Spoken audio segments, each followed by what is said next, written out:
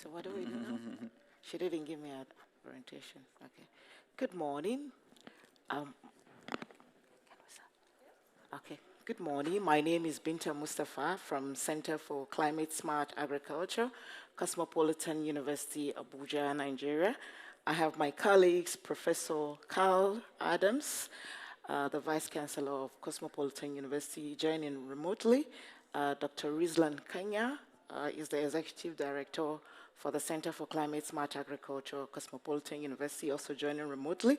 Dr. Badaru Usman Yaya is our Chief Scientific Officer. He's also joining remotely. Dr. Nabila Sani Mohammed is for Communications and Strategy. She's joining remotely. We have Dr. Ibrahim Mani, the Registrar for the University, joining remotely, and Abdurrahman Dauda Gaya, all joining remotely. They would have loved to be with all of us here. On stage, on site here, I have with me Barack Otieno from Kenya and Professor Noel Joseph, the University of Oslo. It's an optimus pleasure to be with you this morning from Nova Spectrum to share about smallholder farmers, the intersection between climate smart and digital solutions from the continent. Thank you. Thank you. Yeah. Thank you very much. Tell us about yourself, Prof. Oh, the point I want to make is connectivity is always about value creation of every single person. And of course, in these times of global challenges, of climate change, of pandemics, of attacks on our agriculture, fruits, whatever we have, we need to think new of how we can bring the technology to the people and not think about how people need to have the burden to discover technology which can help them in making their plans across. And we talk about other things later. Mr. Barak, your turn. Yeah, thank you very much. In this era of technology, of course, you either choose to be vendor-driven or to be solution-oriented. We are here at the Internet Governance Forum to look at how technology will solve the many problems that we have in the world going into the future. We're actually reviewing the World Summit on the Information Society, its impact for the last 20 years, and what we need to focus on in the coming years. And more importantly, agriculture is important to Africa because if I sum up our problems, they are around food security, environmental management, and the whole issue of livelihoods. And most of our food comes from smallholder farmers. So I'm keen to share and also learn how the smallholder farmers can be able to operate or work in a smarter way for their own sustainability and for the sustainability of the communities, and also how we can make sure that we implement agricultural practices that are friendly to the climate. Absolutely. Thank you very much. That's a very good teaser by both Professor Joseph and Mr. Otieno. At Center for Climate Smart Agriculture, Cosmopolitan University, we're driven by 5 mandates. If you look at the numbers as of 2009, published by Farmers First, there are a minimum of 570 million farms that have been impacted by climate change issues. As we talk about emerging technologies and digital transformation, especially for smallholder farmers, which the UN climate change, several of the working groups have concluded, smallholder farmers hold the solution, not large scale. Smallholder farmers are the solution to the problems the speakers have identified earlier on food insecurity on the continent, the intersection between environmental sustainability and innovation. There is no game changer that can give us the magic, the solution that we need, unless we address these numbers. I want you to, if you take nothing away from this, take away 570 million farms all around the world seeking for emerging solutions that is good both for humans and good for our planet. What do you have to say to those numbers? What do you think? Well, it's true. If we look around the world, there are many areas where people are struggling with hunger. Well, that's what makes the UN relevant, because the UN exists because of the challenges that we are facing across the world stemming from peace. And you find that in most cases, peace and issues of environmental management is interrelated, because whenever people have full stomachs, they are less likely to engage in war or activities that cause problems all over. But when there is hunger, then definitely war will be there. All manner of skirmishes are going to be there. And the other thing that I want to bring out, especially from the global south, if you look at the 517 million farmers, and I'm sure a good number are in the global south, because if I look at the global north, farming is at scale. They have very limited time in which they can be able to farm, and therefore they can only farm at scale for it to be able to make sense. For us, we have better climate, although in some places we have interfered with it, and it allows us the luxury of farming all year round. But you find that in most cases, farmers in one particular area produce the same thing, meaning you can't sell to each other what you are producing. Let's say we are all producing maize, we can't sell to each other maize. But you find that in a neighboring community where, for instance, farmers are producing something different, which a different community needs, there exists challenges of transporting this food to that place, either for barter trade or whichever kind of trade. There are information gaps or information imbalances. There are transportation challenges. And this is where technology comes in. You don't really need to go on foot. We have smart vehicles being invented. We have drones. We have smart trains, name it, or whatever, that can be able to transport. But we don't have clear frameworks that can help us to be able to implement these interesting ideas. And Prof, in line with what Otieno is saying, what do you have to say to this? Are there case studies from your case in Oslo or Norway that can be relevant to African smallholder farmers? I would say yes. In terms of what the internet has brought us is the shift from a vertical thinking to a horizontal thinking. So if we look at the internet itself and the power, then we know that agriculture is not any longer a vertical issue. Agriculture is about empowering the combination of whatever fertilizers we use together with the right amount of water. And the irrigation, where do we get the water? How do we spread it? So there is so much knowledge, which is the fundamental number one. And the question which we asking us is, how do we bring this knowledge to people? Because we still know that, of course, everyone here at the IGF is this digital literate, right? We all have our smartphones, we all have our gigabytes of data, but most people from the 570 million you are talking about, they not necessarily may have the literacy skills, but they have the vocal skills, and they will learn how to use the camera on their phone.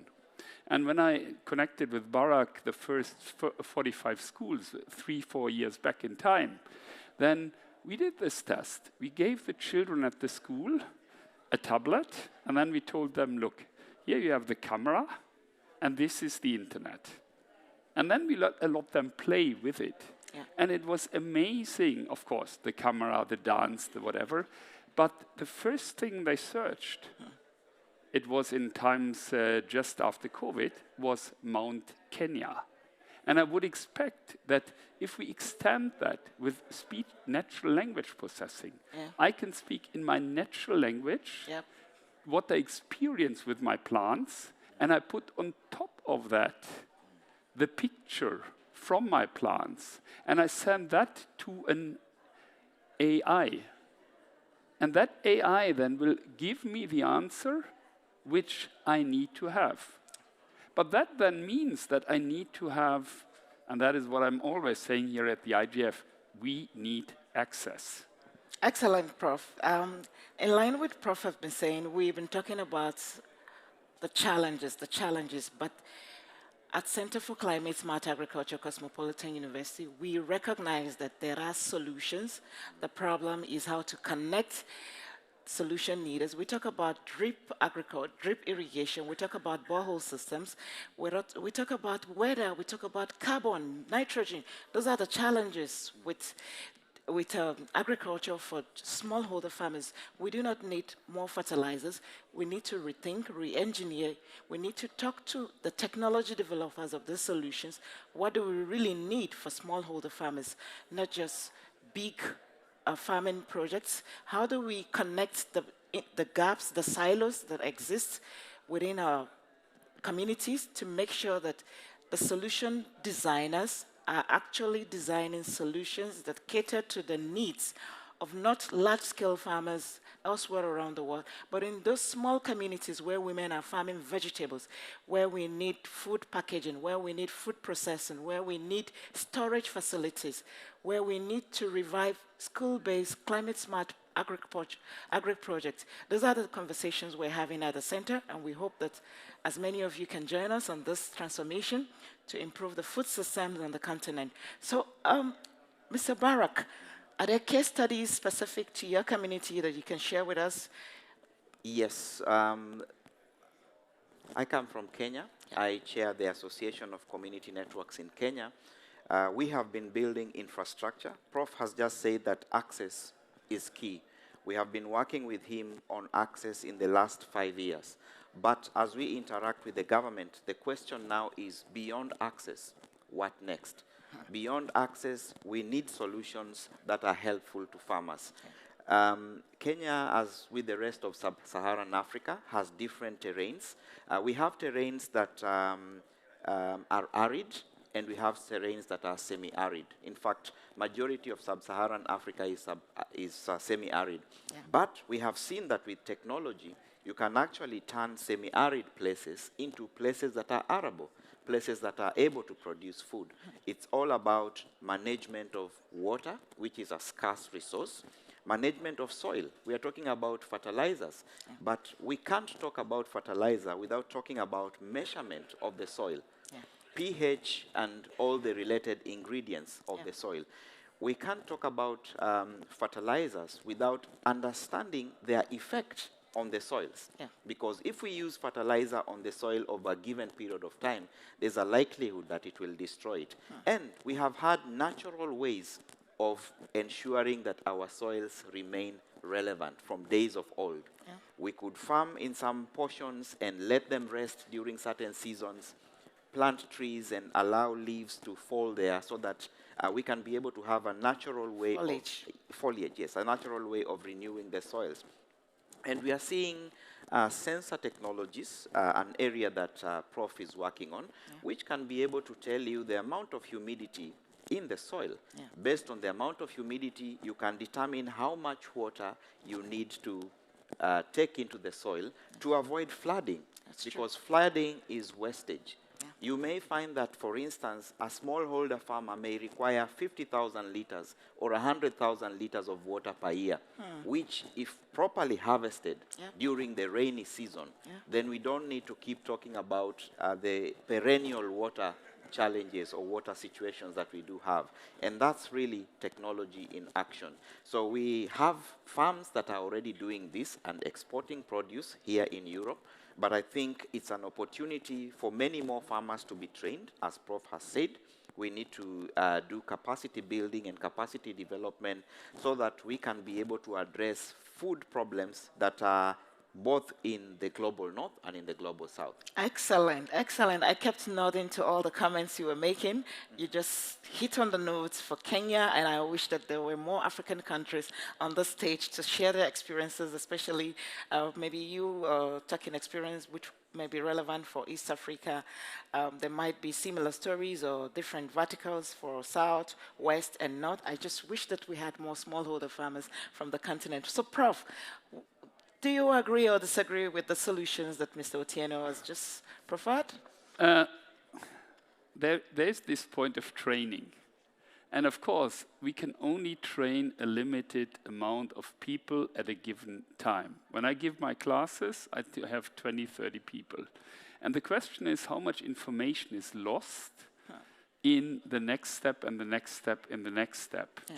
Because there's always the limitation that whatever training we are giving, we don't get it all over to the next line. And that actually brings me again to, I'd love to bring in the AI, because I really see that we at university, we are lucky. The Norwegian government has spent 1 billion Norwegian crowns, which is about $100 million dollars on 6 AI centers. And as the University of Oslo, I have to say, my colleagues have done such a tremendously good job to be in all of the 6 AIs. So what I want to bring across is or what I love to invite you is when you can, together and after the stage, get out the use cases where we see the AI being used in our farming, in our distributed environments, which we have in Africa. Then we can bring them into these AI groups and say that, hey, don't only look at high tech, look at how we can actually change the market for agriculture. Because I would believe that AI on education, on farming education, on energy education is a very, very good step.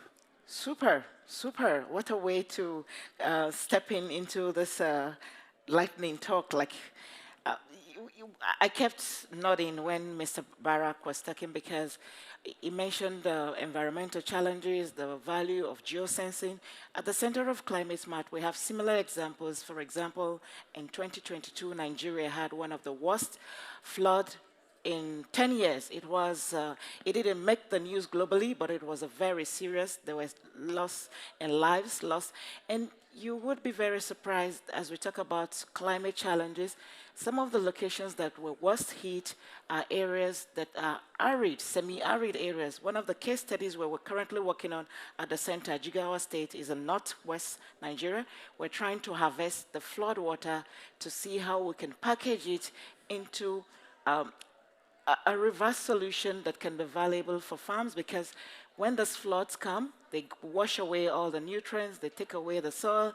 But if you can integrate science and technology, you can find a way to return back what was lost. So that's one of the samples, that's one of the case studies our Chief Scientific Officer at the center is working on. We hope that we can have more partners to take this skill, and in agreement with Prof, we have a center at the University Center for Collaborative AI.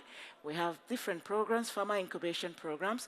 We're trying to see how to work with low tech, especially USSD, to document farmers. We have a lot of challenges with smallholder farmers, assessing services, assessing loans, and other solutions that we talk about here that can be very valuable for them. So, Mr. Barak, do you think that youth, because we have to talk about, this is the reality for Africa, the young people don't want to go into farming anymore, whether it's small scale or large scale. How do we get technology and digital solutions to bring them back into this? Because that's the first occupation on the continent. What's your take about Kenya? You actually read my mind. It's interesting to note that majority of the students in universities are actually financed by their parents who are smallholder farmers or peasants. But when they leave university, farming is no longer cool. It looks like the business for the poor or those who have no direction, for lack of a better word. And I want to give the example of Germany, which is way ahead in terms of agri-tech. And I was just reading that many youth are being attracted into farming because of the cool tractors that are coming up. It's really like a Mac. Yeah. You can be able to program and drive around. And youth like toys, or youth like things that they can be able to enjoy. There's also a lot of usage of drones in dealing with pests or spreading pesticides, and very advanced tech, which is the bend for youth. And I think this is something that can actually attract many young people into the agricultural fields, because the apps that we need is the young people that need to develop them. Operating the drones, most of the people who are senior in the society may not really have the interest in operating the drones and sitting around to see them deliver, doing measurements. So I think technology presents a great opportunity for us to bring the youth back into farming by showing that farming is actually cool and is not something for the elderly people. Years ago, many schools had a lot of land. Nowadays, we are seeing brick and mortar, and most of the land children were, or rather young people, were enjoined into farmers' clubs, and they were able to start farming at a very young age. And they realized that what counts is what's in your pocket, not really the soil that you're touching. Excellent, excellent, Prof. Barack, I'd love to challenge you. Yeah, please, feel free to do so. You used the word advanced tech. And I really think we don't need advanced tech. If I see how bicycles are used in Kenya, in Tanzania, in Uganda, and then I see that you put these 4 bicycles together, a small electrical motor, a small camera, and you have the observant, which can go automatically in the field. But I, of course, absolutely agree what you say about the young generation, because the young generation, let's face it, if you are in a village without the internet, your kids will walk away. Nobody wants to be in a village which is unconnected. So that is the number one, to keep our children. And then, of course, number 2 is what Barack says. We want to make the world interesting for our kids. And gaming approaches on finding the crops which have whatever deficiencies.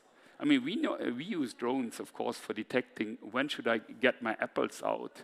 Where is an apple tree affected by whatever flies or aspects. So what I want to bring across the message is, yes, we need to make this technology step, not standing there and working on the ground. That also needs to be done. But when I just see a bit of a more generic picture, because when you do agriculture, you have a lot of organic, and I don't want to call it waste, but at the moment where we talk about organic, we have the base for energy, because we've seen that the modularization from energy to gas, to have the energy transition based on our agriculture yields. And you know, that is one of the topics where I see that once we start thinking about, do I have a community of farmers?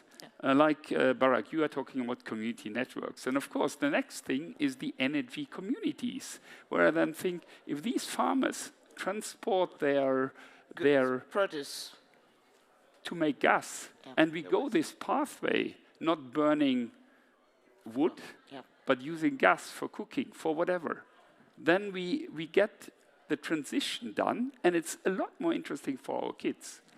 Super, Prof. You just connected the dots for us at this lightning talk. You went back to the sustainable innovation, which is the dimension that this conversation is all about, and you intersected it properly with technology. So as we are about to round up, we have just about 5 minutes. I would like us to round up this lightning talk by some very positive, how do I put it, some takeaways for not just the audience listening, but others who might join the conversation with us in partnerships and others, especially for us at the Center for Climate Smart. We're not looking at working only in Nigeria. We're looking at working with University of Oslo. We're looking at working with the cooperatives that you're working at in Kenya and other African countries. We have programs designed for young people. We've intersected with UNDP fellowship programs for young people in Nigeria. We have a youth demographic that gets out of universities, the tertiary institutions, unemployed, and at the same time, we have food crisis. We have all the solutions, all these ideas, all these gaps that they can fill. How do we draw their attention? What are the ways that tech and digital transformation can help us to plug the gaps for climate-smart agriculture for smallholder farmers, especially young people on the continent? What's your final word on this? I think the first start is having fora like this, where we bring more conversations such as this. I know most of us are here to talk about the internet, but then people out there are hungering for solutions. If I give a practical example, the challenge with smallholder farmers is sometimes being able to satisfy the demands of market. But using technology, we can be able to aggregate smallholder farmers so that we can ensure that they are able to meet the demands of the market. We can also encourage the farmers to talk to each other and avoid a scenario where it is a single man syndrome, which means it's a lose-lose or win-win scenario altogether. The other issue is there can be no SDGs without food security. There can be no SDGs without the environment. Yeah. Therefore, we have to go back to the basics. Yeah. And this is where it all starts. So I think we have talked about, for the last probably 30 years or so, we've talked about technology. But right now, people are more interested in how does technology make a difference in our lives. Excellent, super, incredible. What a finish way to. So, Prof, I have 3 takeaways for us. Number 1 is we need to work together for the instantiation of the digital public infrastructure at the communities, at the farms, at our schools. And when I talk about instantiation, IGF, is a lot talk. Is little action on the ground, is little what do we do next, how do we make it happen. And that instantiation is one of the things we talk about, that what if every school is connected and has an information package on agriculture? Because what we've learned is when children go from school home to their parents and tell the parents, Daddy, you have to close the door of the toilet. Yeah. And then the whole story of Cysticercosis teniensis and the African tapeworm and all the kind of stories. Number 2 is what I want to bring across is the responsibility of higher education in and for the society. We universities, we need to see what the real challenges is in the society, not simply the technology challenges for our academic papers, but get down to ground, see what the challenges are, and address these challenges. And that comes to number 3. But I really encourage you, I mean, I was triggered by Barack and by Catherine, by other people in the South who told me, we need these and these and these, and that time it was connectivity. Now it's what I call the use cases. What is the use case to find out when my bees are disappearing from the stock? What technology can help me to actually catch them in?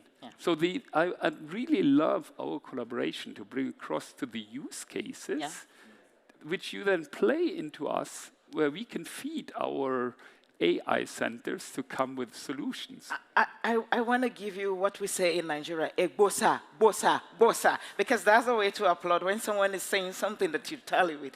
I'm very lucky to have the final word on this lightning talk. Prof has said a lot of things. Barack has said a lot of things. You can visit our website to see a lot of things. I'm going to close with one word as a representative from Cosmopolitan University, drawing on the inspiration of what Prof has said. The university started with 2 missions. The first mission was teaching. The second mission was training. And now we have to go to the 3rd mission. The 3rd mission is to identify solutions like what Prof has said. We have to go to the neoliberal time. We have passed the liberal times of the universities where there was a definition of what universities did only to train for the labor market. We have to go back to universities around the world, especially ours, through this outreach program, which we're doing. We have to go back to that outreach mission, the third mission of universities, to address local challenges, especially as it concerns communities in Africa. Food security is a real challenge. Sustainable Development Goal number 1 is no hunger. All other goals cannot be achieved. Maslow's law, hierarchy of needs, that's the first human need. If you're hungry, you can't even think about clothing, you can't innovate, you can't AI, you can't deep tech, you can't imagine tech. So we have to go back to those basics, those foundations, those first mission, second mission, and now the third mission of universities, to look around their communities and address those challenges. We have a lot of problems. It's true what they say. There's a lot of talk, but little action. On that note, I want to say thank you, and see you at IGF 2026. Thank you.